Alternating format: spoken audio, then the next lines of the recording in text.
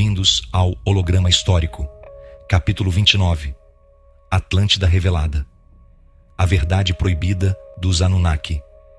Muito antes da história ser escrita, muito antes das religiões, muito antes das civilizações que hoje chamamos de antigas.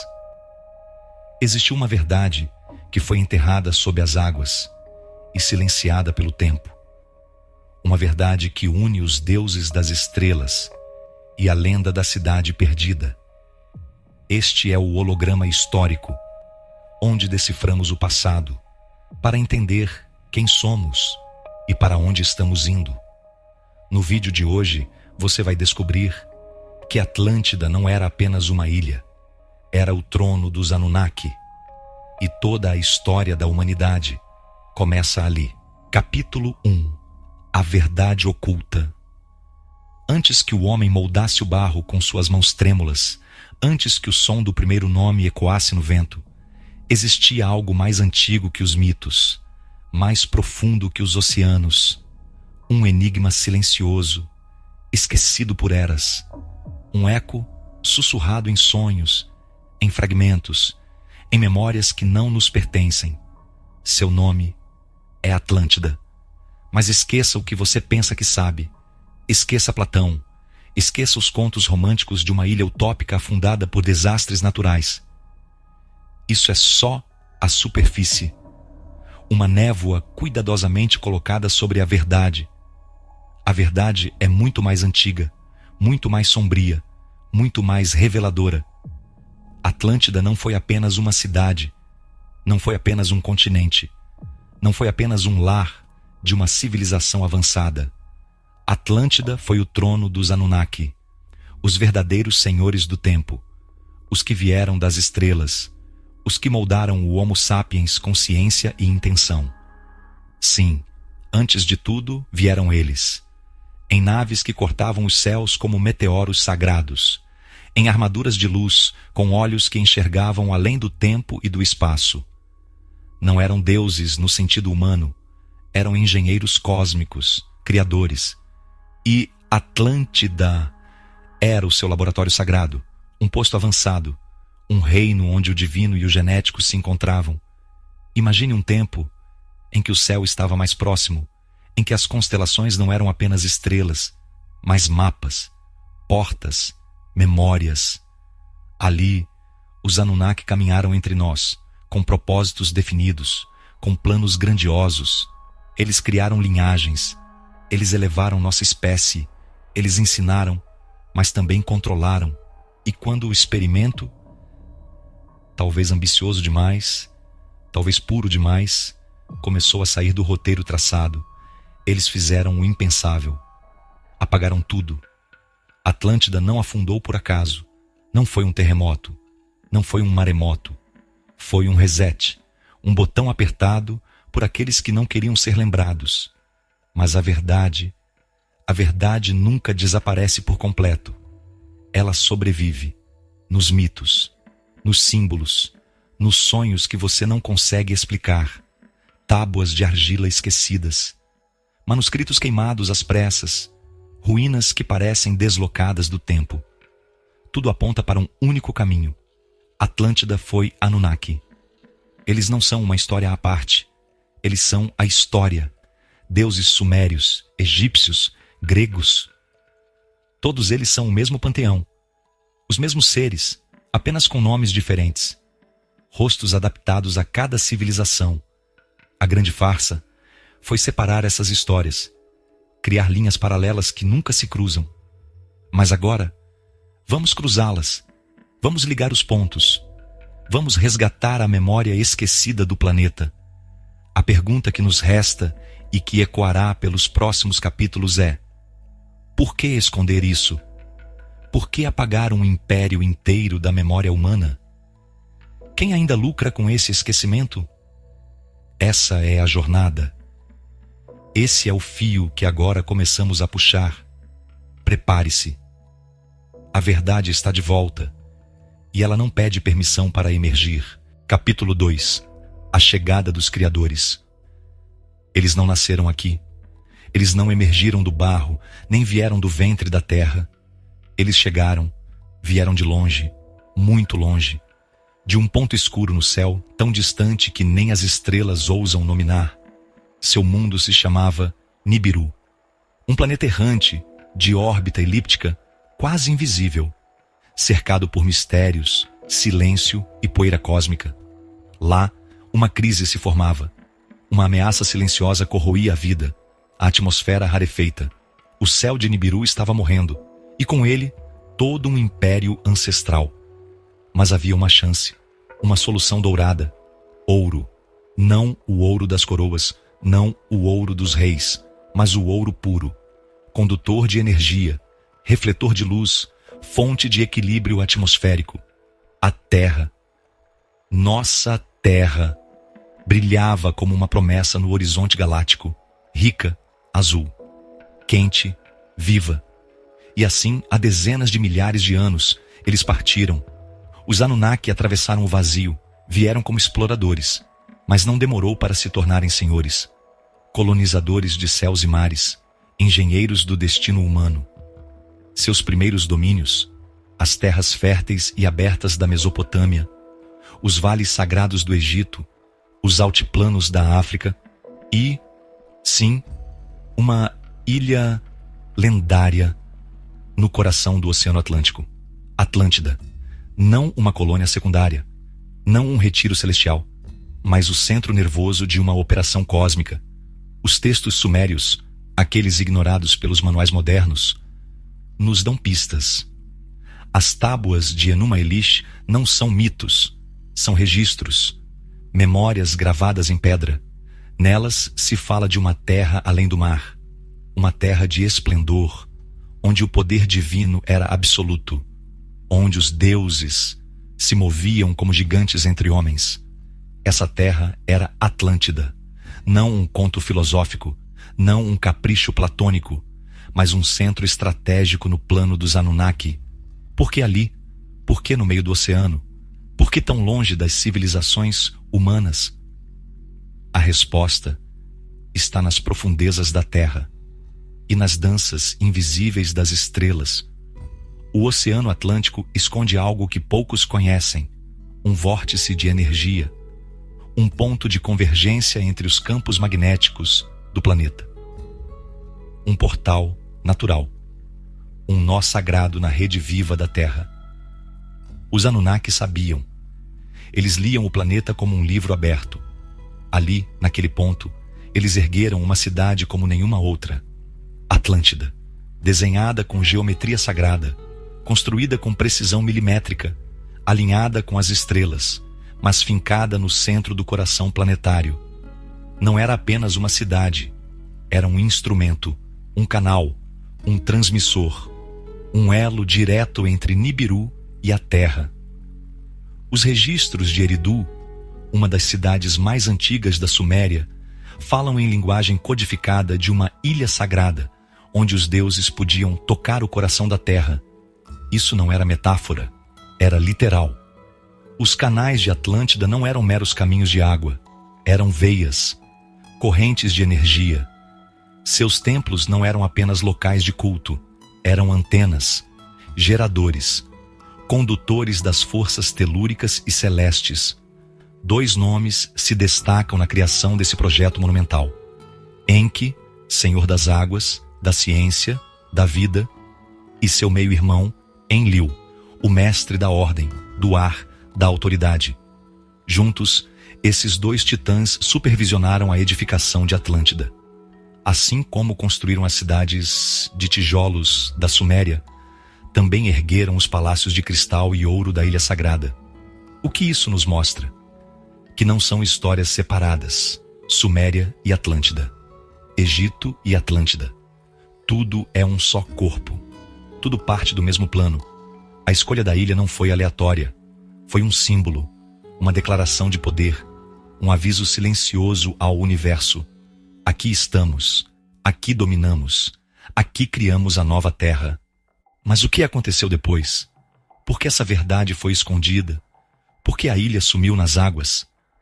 Essa pergunta nos levará mais fundo, mais perto das sombras, mais perto do fim e do recomeço. Prepare-se. O próximo capítulo revelará as linhagens divinas e o nascimento dos primeiros homens. Porque Atlântida foi o útero da humanidade. Capítulo 3. A criação em Atlântida. Eles não apenas vieram, não apenas colonizaram, eles nos criaram.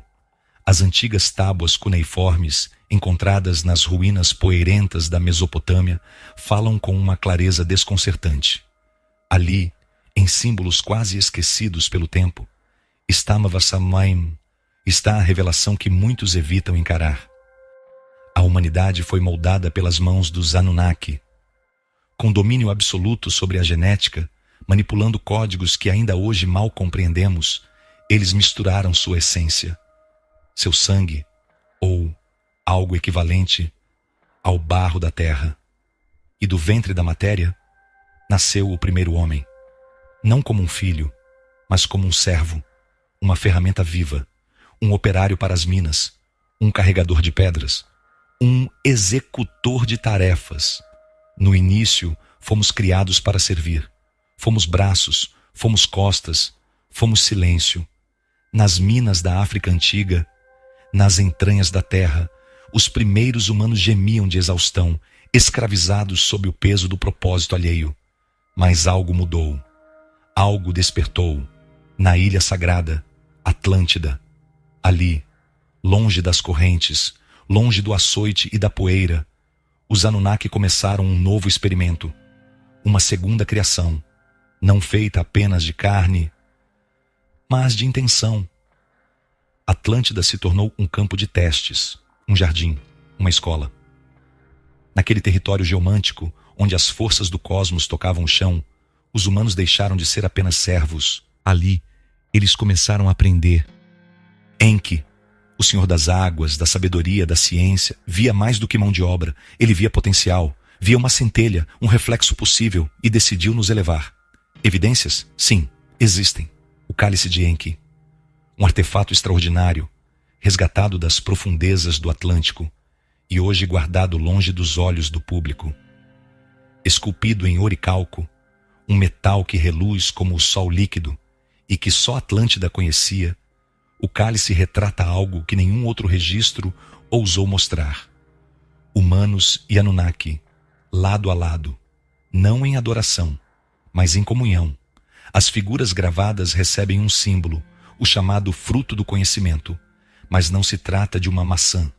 Não é um símbolo de pecado, é um presente, um código, um legado, astronomia, medicina, manipulação de energias sutis, leis ocultas do universo. Esses saberes foram entregues, compartilhados, como uma herança silenciosa entre Criador e criação. Os textos de Nippur, raramente citados, falam sobre os escolhidos, seres humanos levados para uma terra de luz, onde se tornavam sacerdotes, guardiões do saber dos deuses. Esses não eram humanos comuns, eram os primeiros Atlantes. Não apenas moradores da ilha, mas uma casta iniciada, moldada diretamente pelos Anunnaki. Por que apenas ali? Por que esse privilégio nas águas do Atlântico? A resposta tem nome, Enki. Ele sempre divergiu de Enlil. Enquanto Enlil via o homem como um projeto utilitário, Enki via beleza na criação, via possibilidade, via espelho. Atlântida era sua visão, seu experimento pessoal, uma utopia onde a barreira entre o divino e o humano começava a desaparecer. Mas com essa proximidade veio o risco. Admiração gerou inveja entre os humanos e entre os próprios Anunnaki. O projeto de Enki ameaçava as estruturas do poder divino. A ideia de que o homem poderia se tornar um igual despertou temores, ressentimentos, conspirações. E como a história sempre mostra, a inveja é um veneno sorrateiro. Ela infiltra, ela corrói, ela destrói. As bases de Atlântida começaram a trincar, não por falhas geológicas, mas por conflitos celestiais. E assim, uma nova pergunta surge. Quanto conhecimento é perigoso? Até onde o homem pode ir? antes de ser punido por saber demais. No próximo capítulo, exploraremos o declínio, a queda e os primeiros sinais de que Atlântida não estava destinada a durar. Capítulo 4. O poder das tecnologias. Anunnaki.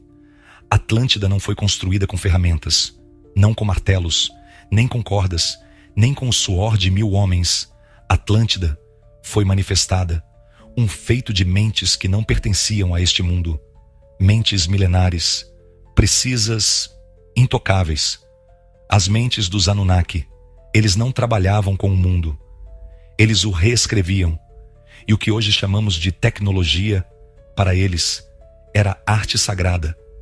Cristais imensos, lapidados com códigos de luz, capazes de absorver o sol e o transformar em energia viva. Não cabos, não fios.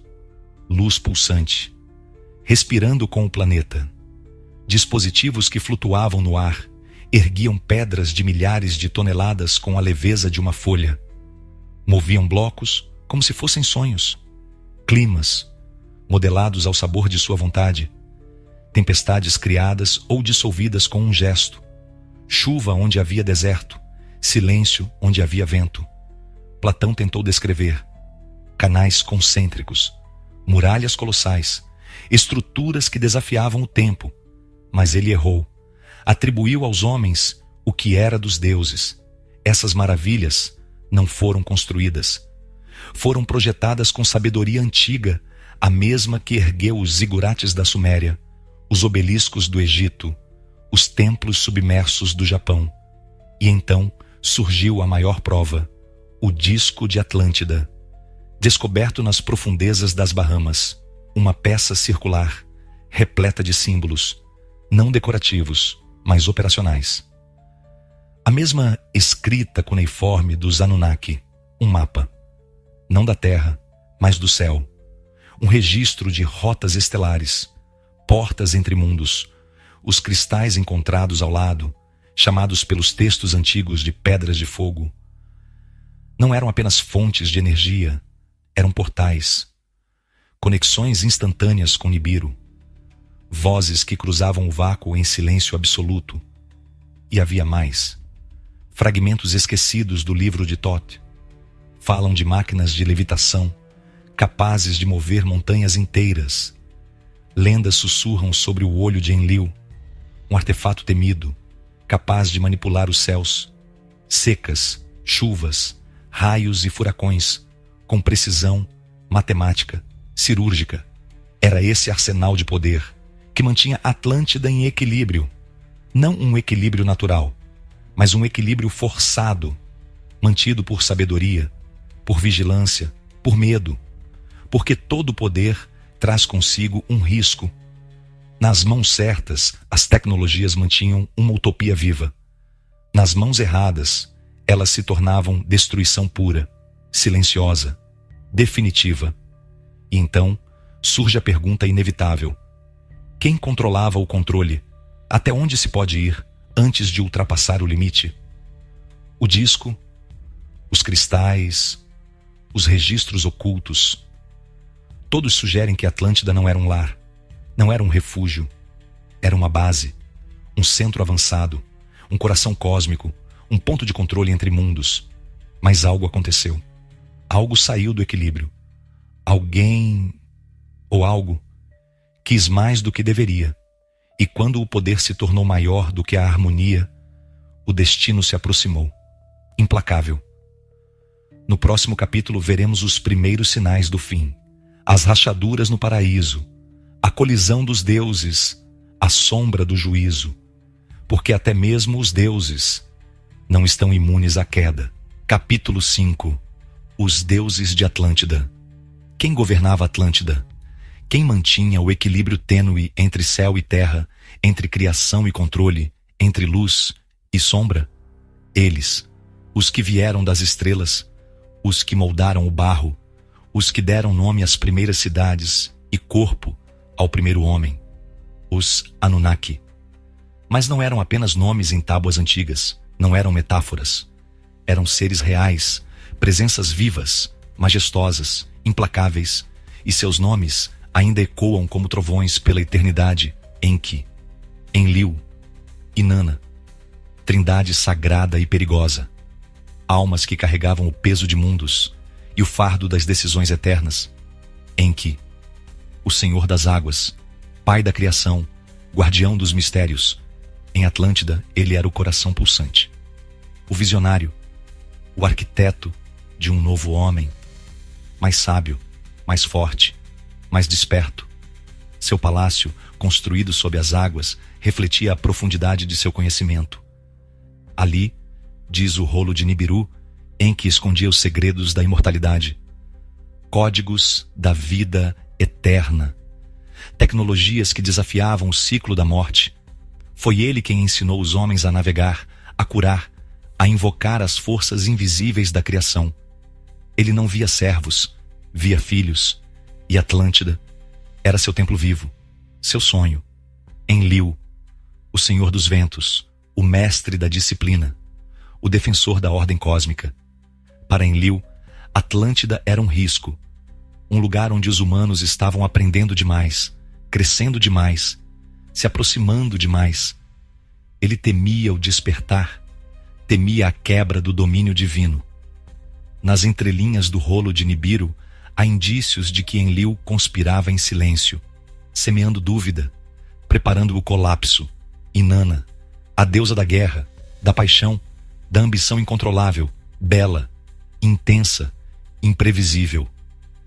Ela via em Atlântida uma oportunidade, não apenas um centro de poder, mas um trampolim, um ponto de partida para expandir seu domínio, conquistar outros continentes, outros povos, outros céus. 3 deuses, 3 visões, 3 forças em constante tensão. Enki queria ensinar, Enlil queria conter, Inanna queria conquistar, e sob a superfície reluzente de Atlântida, a rachadura crescia. Começou com silêncios, olhares, diferenças sutis nos conselhos dos deuses, mas logo se tornou ruído, confronto, divisão. A ilha estava viva, mas a paz estava morrendo. E então, o prelúdio da tragédia começou a tocar. O rolo de Nibiru deixa escapar o segredo. Enlil plantou a semente da queda, instigou os guardiões, manipulou os conselhos, envenenou a confiança, não por maldade, mas por medo, pelo medo de perder o controle, pelo medo de que os humanos se tornassem iguais aos deuses. O céu começava a escurecer, o equilíbrio se desfazia, e os ventos da guerra sopravam forte, porque a divisão entre os deuses não era apenas pessoal, era planetária, era cósmica, era o prenúncio de uma guerra que mudaria o destino da Terra. No próximo capítulo, a cortina se abrirá sobre a queda, o colapso da cidade sagrada, o último dia de Atlântida. Prepare-se para o som do fim.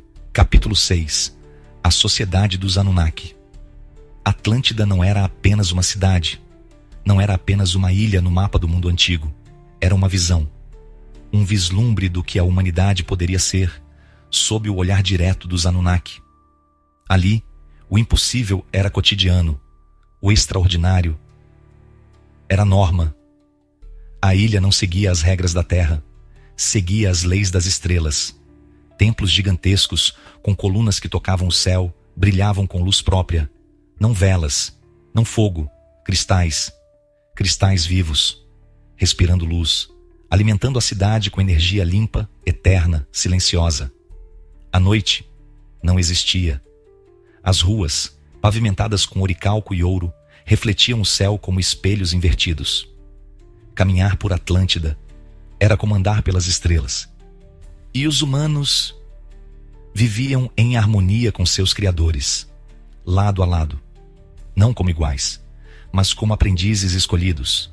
Os Anais de Tiamat, placas fragmentadas em sumério antigo, falam de uma terra sagrada, onde os deuses compartilhavam seu saber com os filhos da terra. Essa terra era Atlântida, um reflexo elevado da ordem divina que os Anunnaki estabeleceram primeiro na Mesopotâmia. Mas havia uma diferença essencial. Na Suméria, Os homens eram administrados. Em Atlântida, eles eram preparados. A sociedade era precisa, hierárquica, quase perfeita. No topo, os Anunnaki, divindades vivas, caminhando entre colunas douradas. Abaixo deles, os sacerdotes humanos, intermediários sagrados, formados pelos próprios deuses. E abaixo ainda, o povo, o rebanho desperto, humildes, mas instruídos, devotos, mas curiosos.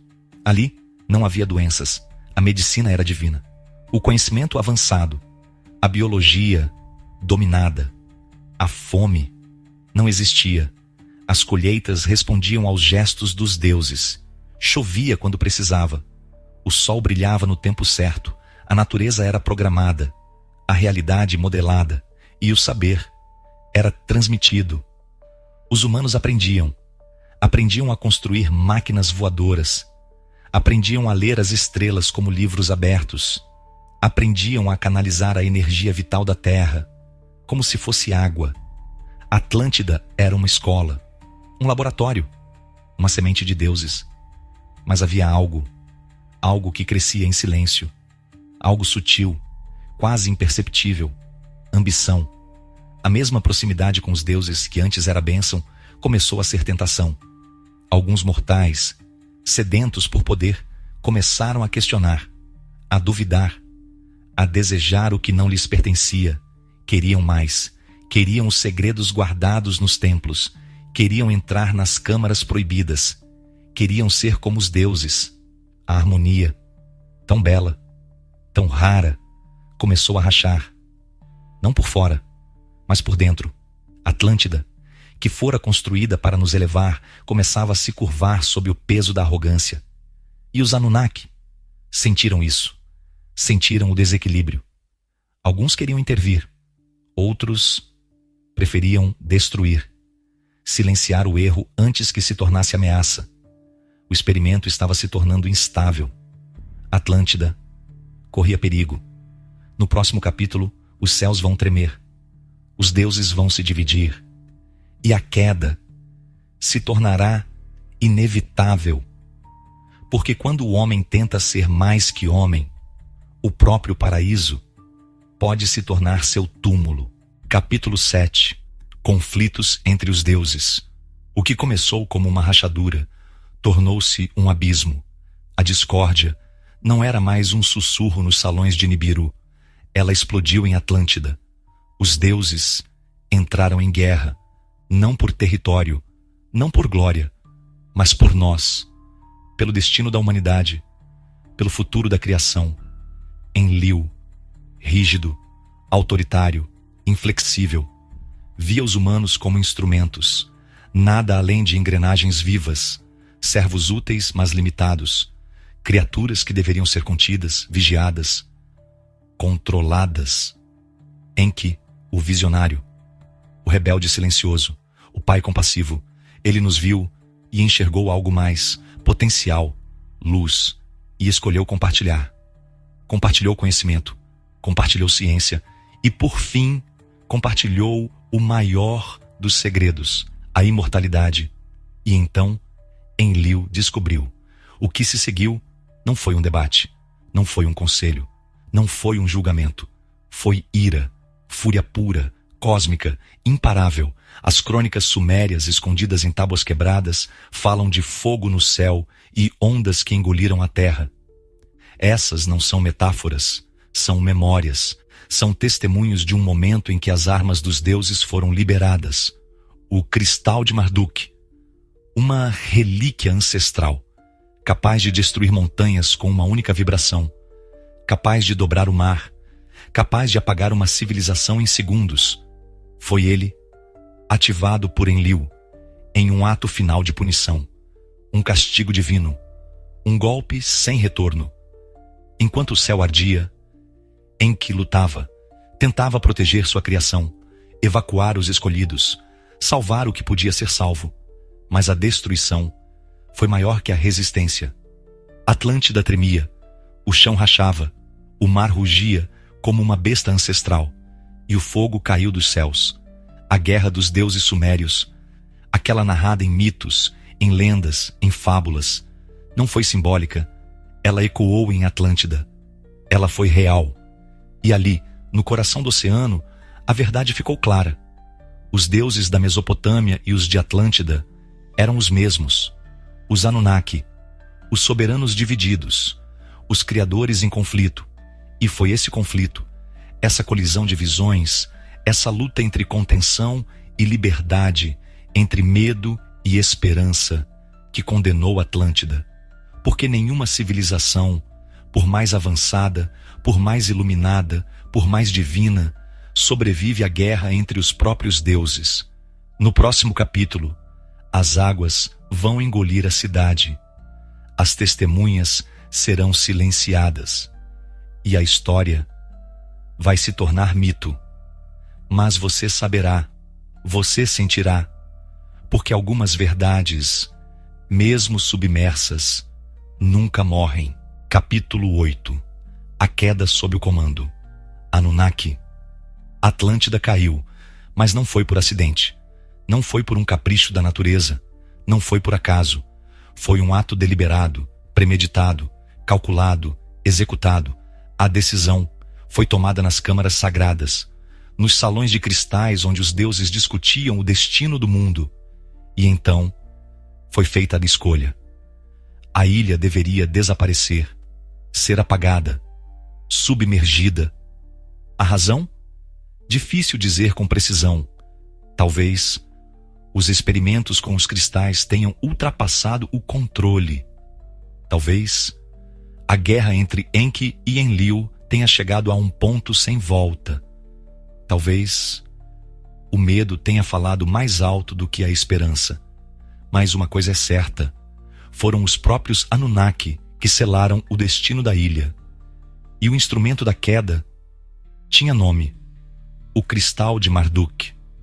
Uma arma sagrada, um núcleo de energia concentrada, capaz de alterar frequências planetárias, capaz de rasgar a crosta da Terra, capaz de dobrar o mar à sua vontade. E ele foi ativado. Primeiro veio o silêncio, denso, impossível, como se o planeta prendesse a respiração. Depois, o som, um rugido cósmico, um trovão que partiu o céu em duas metades.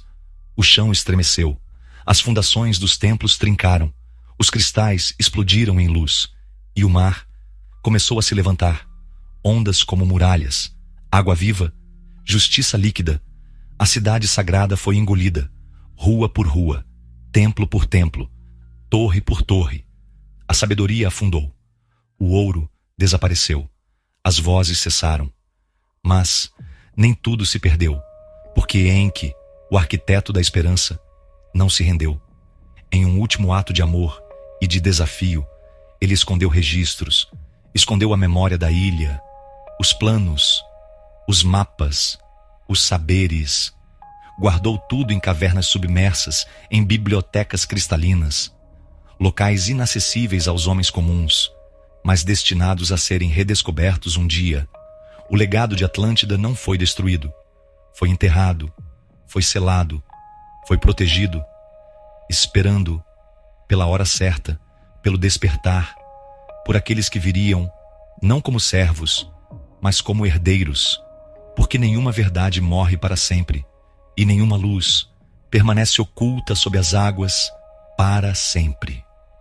No próximo capítulo, buscaremos os rastros sobreviventes, os sinais que ainda hoje ecoam, as ruínas que sussurram, os mistérios que jamais foram totalmente silenciados. Capítulo 9. O legado que nos moldou. Atlântida afundou, mas nem tudo foi perdido, porque mesmo no caos, mesmo sob as águas revoltas, a semente do conhecimento foi salva. Sobreviventes houve, guiados por Enki, protegidos por sabedoria, conduzidos pelas estrelas.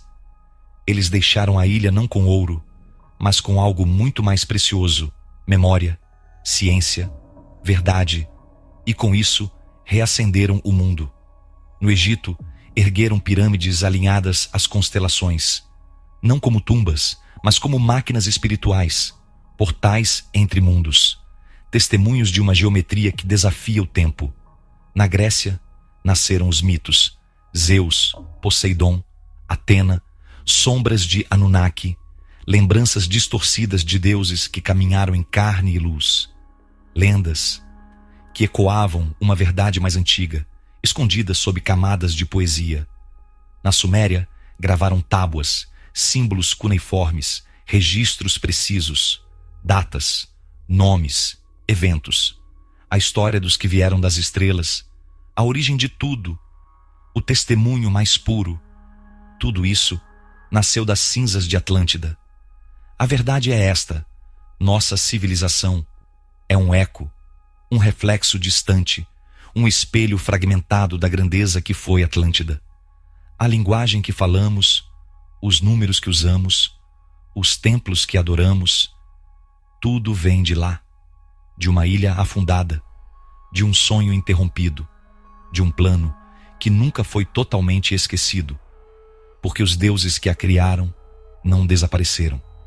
Eles apenas recuaram, silenciaram-se, esperando o tempo certo, esperando que nos tornássemos dignos, esperando que finalmente acordássemos. E hoje ainda os sentimos, nos símbolos, nos monumentos, nos sonhos inexplicáveis. Eles estão nas entrelinhas da história, nos lapsos da arqueologia, nos mistérios que insistem em não ter resposta, porque a verdade nunca foi totalmente enterrada. Ela sobreviveu, nos moldou e nos chama de volta. No próximo capítulo, seguiremos os rastros que nos ligam ao passado. Buscaremos as provas modernas, os sinais que indicam que Atlântida pode não estar tão distante assim. Capítulo 10. A revelação final. Por milênios, os segredos permaneceram ocultos. Atlântida, adormecida sob as águas. Os Anunnaki, silenciosos nas sombras do tempo. Mas o véu está caindo. Em 2022, no coração do Oceano Atlântico, arqueólogos encontraram o impossível: o templo submerso de Enki. Entre colunas de cristal quebrado e paredes de pedra viva, brilhavam tábuas de oricalco.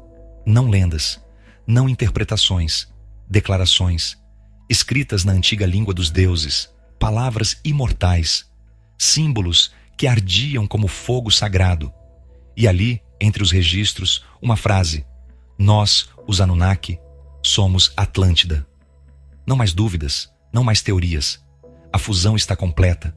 Anunnaki, Atlântida, são a mesma verdade. A história que foi separada agora retorna como uma só. Mas junto dessa revelação veio um aviso, uma profecia, antiga, vibrante, gravada nas pedras com energia viva. Retornaremos, e Nibiru brilhará novamente nos céus. Quando o ciclo se fechar, o julgamento começará. Eles voltarão, os criadores, os senhores do passado e do amanhã. Atlântida foi um aviso, um ensaio, uma advertência ao futuro. A humanidade teve uma chance. Recebeu a sabedoria. Foi moldada pelas mãos dos deuses. Mas agora, o espelho se vira. O que fizemos como legado? Com o saber? Com o poder que herdamos? Construímos templos de sabedoria ou torres de orgulho? Cultivamos a luz ou espalhamos escuridão? O retorno de Nibiru não é apenas um evento astronômico, é um julgamento existencial, porque os Anunnaki não são passado, eles são a origem e talvez o destino. A pergunta que resta, a que ecoa no fundo da alma, é simples e inevitável. Estamos prontos? Prontos para olhar os criadores nos olhos? Prontos para responder pelo que fizemos? Prontos para entender que somos filhos de uma civilização estelar e que o tempo de negar acabou? A verdade foi revelada e agora ela pertence a você. Se você chegou até aqui, então você sente, você sabe, a verdade vibra dentro de você e o chamado dos antigos continua ecoando. Aqui no holograma histórico, buscamos mais do que respostas, buscamos consciência. Se esse conteúdo te tocou, deixe o seu like Inscreva-se no canal e compartilhe com seus amigos, com buscadores como você, que não se contentam com as versões oficiais da história. E se você quiser ajudar esse projeto a continuar crescendo, qualquer contribuição já faz uma enorme diferença. Basta clicar em Super Thanks aqui embaixo, no próprio YouTube. É rápido e nos permite continuar produzindo vídeos profundos, com qualidade, pesquisa e dedicação para todos vocês, amantes do conhecimento. Obrigado por estar conosco e até o próximo mergulho nas verdades ocultas do passado. Holograma histórico, decodificando o passado.